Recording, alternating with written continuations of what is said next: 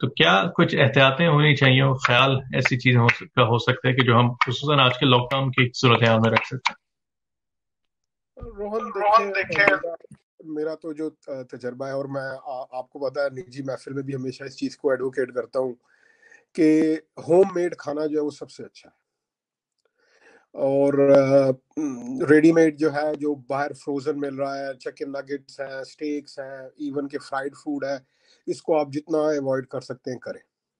ساسیجز ہیں، اس کی اگر ٹیکنیکلٹیز میں اگر جاؤں تو میں نے ہماری آپ سے ذاتی طور پہ بھی گفتگو ہوئی ہے کہ فار انسٹنس ساسیج جو بازار میں ملتے ہیں یہ ٹیکنیکلی جو ہے نا میکینیکلی پریس میٹ ہوتا ہے، اور اس کے اندر نیلز بھی ہوتے ہیں، اس میں بونز بھی ہوتی ہے، اس کے اندر سکن بھی ہوتی ہے، سارا کچھ مکس ہوتا ہے.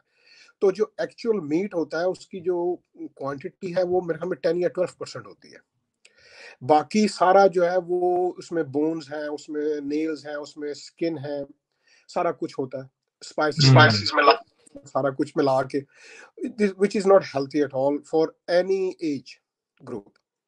بچوں کے لیے اگر آپ جوان ہیں تب بھی، اگر آپ مڈل ایج میں ہیں، اگر آپ اولڈ سینئر سٹیزن ہیں تب بھی یہ it's not healthy. میں اپنے گھر میں پریکٹس کرتا ہوں کہ ہم نے نگٹس کھانے ہیں، اسٹیک کھانا ہے، ہم بازار سے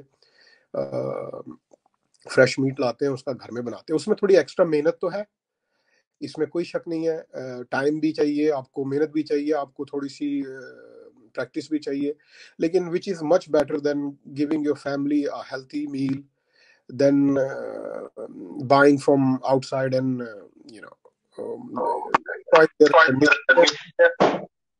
صحیح. اور اس کے کچھ ٹائمنگ کے حوالے سے اگر بھائی بات کریں، کیونکہ آج کل میرے خیال میں کیونکہ لوگوں کی سمجھے آفیسز نہیں جا رہے ہیں، ٹریولنگ نہیں ہے، تو صبح کے ناشتے کی ٹائمنگ شاید آگے پیچھے ہوئی بھی ہے، رات کے کھانے بھی آگے پیچھے چل رہے ہیں. تو اس کو مینٹین رکھنا کتنا ضروری ہے، اور کیا افیکٹو ٹائمنگ ہو سکتی ہے کہ آپ ان سلاٹس کو بنا کے لے کے چلیں گھر کے اندر کھانے کے حساب سے؟ وہ تو آپ اس میں کوئی شک نہیں ہے، میرا بھی ایسے ہی ہے. اور رمضان میں عام طور پہ ہر سال یہ ہوتا ہے کہ میں رمضان میں 7-8 کلو وزن لوز کرتا ہوں. کچھ یہ ہوتا ہے کہ روٹین چینج ہو جاتی ہے، آپ صبح اٹھ رہے ہیں، فجر پڑھ رہے ہیں، روزہ رکھا، پھر آپ سو گئے، کچھ کام کر لیا، اٹھے. Over all that's the way my system works. مگر رمضان کے بعد یہ ہے کہ تھوڑی آپ عید کے اوپر اور بعد میں آپ بے احتیاطی بھی کرتے ہیں. سب سے بات یہ ہے کہ آپ رات کا اگر کھانا لیٹ کھا رہے ہیں کوئی حرج نہیں اس میں. آپ سوتے کس وقت ہیں کھانا کھانے کے بعد؟ یعنی اگر آپ نے رات کو 11 بجے کھایا ہے لیکن آپ 2 بجے سو رہے ہیں تو وہ 3 گھنٹے میں ہضم ہو جائے گا. اگر آپ نے 6 بجے کھایا اور آپ رات کو 10 بجے سو گئے that is fine as well. ہاں، ایک نارمل جو روٹین یہ ہے کہ آپ نہ لیٹ کھائیں، اٹس ناٹ گڈ. مگر میں نے ایک جنرل بات کی کہ اگر آپ کھانا کھا کے 9 بجے کھانا کھائیں اور آپ 10 بجے سو گئے ہیں which can be harmful. Same thing with break fast, کہ اگر آپ بریک فاسٹ میں، اب میرا بھی دل کرتا ہے کہ میں صبح کو پراٹھے کھاؤں، نان آئل میں فرائی ہوئے ہوں، ساتھ اس طرح کی مزے کی چیزیں ہوں، لیکن آپ یقین کریں کہ یہ اگر آپ ایکسرسائز نہیں کر رہے، اگر آپ فزیکلی ایکٹیو نہیں ہیں، یہ eventually it will get to you.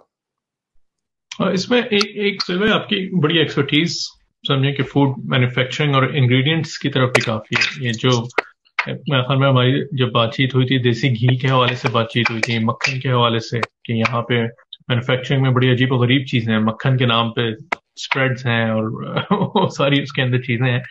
تو ایک وہ سمجھیں کہ ایوریج اگر ہاؤس ہولڈ جو ہمارے گھر پہ دیکھنے والے ہیں، کافی خواتین مرد و حضرات دیکھ رہے ہوں گے، کیا چیزیں ایسی ہو سکتی ہیں کہ جو لازمی کھانے میں کا حصہ ہونی چاہیے، اور کیا ایسی بازار میں نارمل چیزیں ہیں آپ کی نظر کے اندر کہ جن کو ہر صورت میں اوائڈ کرنا چاہیے؟ سوسیجز کا تو آپ نے تذکرہ کر دیا، لیکن اور کون سی ایسی چیزیں ہوتی ہیں کہ جو شاپنگ لسٹ سے بالکل دور رکھنی چاہیے؟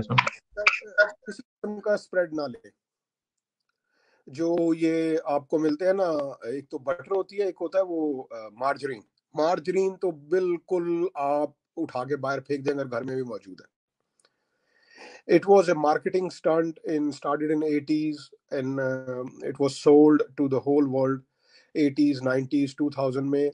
آپ کھانے والی 2 چیزیں ہیں، مکھن اور ऑलिव ऑयल.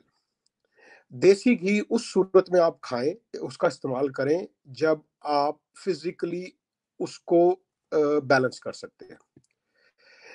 ये औरतों के लिए भी है, बच्चों के लिए भी है, हम जवान लोगों के लिए भी है.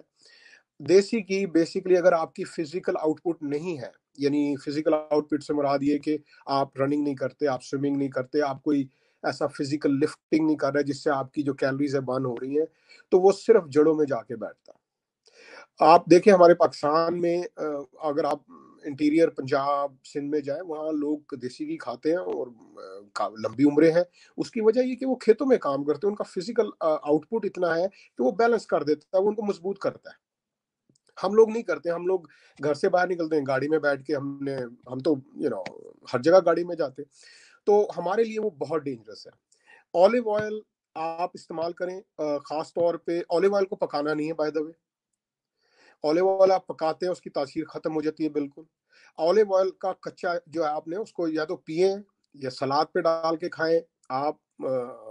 उसको बल्कि मैं तो ये लोगों को सजेस्ट करता हूँ कि रात को सोते हुए या सुबह नहार में उठें और आप एक बड़ा टेबल स्पून जो है वो आप ऑलिव ऑयल का पिए, और आप इंशाल्लाह ताला अल्लाह के फजलो करम से आप 1 महीने में आप देखेंगे कि आपके डाइजेस्टिव सिस्टम में, आपकी बॉडी के अंदर खुद ब खुद तब्दीली आपको फील होगी. यही चीज मक्खन कि आपने बच्चों को अगर आपने रोटी देनी है, आप उसमें मक्खन लगा के दें. आपने अगर किसी सालन में तड़का लगाना है, आप मक्खन का लगाएं. मार्जरीन और देसी घी मत इस्तेमाल करें. हाँ, there are exceptions of course always. आप हलवा बना रहे हैं, आप सरदा बना रहे हैं, कोई ऐसी खास स्पेशलिटी, उसमें आप हल्का फुल्का देसी घी इस्तेमाल करते हैं, वो that is normal, that which is accept. मगर जो हमारे यहाँ मैंने देखा है बहुत से घरों में प्रैक्टिस है कि वो देसी घी का बहुत इस्तेमाल करते हैं. अगर आपकी फिजिकल आउटपुट है, you are most welcome to use, otherwise देसी घी इज वेरी डेंजरस. ये पीनट बटर क्या